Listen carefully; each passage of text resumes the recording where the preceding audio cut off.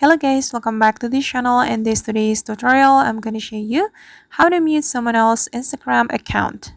Alright guys, here I have opened my Instagram application on my phone. And first thing first, we can select an account we would like to mute on our Instagram. Then we can search for the account on the search button right here. Or we can also go to our profile and we can find the account in the followers list or following list. And I'm just going to open my following list. And for instance, I'm going to mute this account. So we can click on this three dots button on the account and click on mute. And here we have three options. We can choose either we want to mute posts from this account or stories from this account or maybe notes. And I'm gonna go with stories.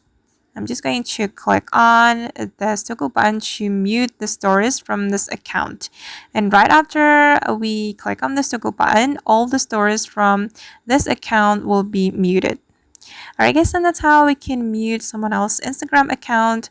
I hope this tutorial will be useful for you. Thank you so much for watching and see you on the next video.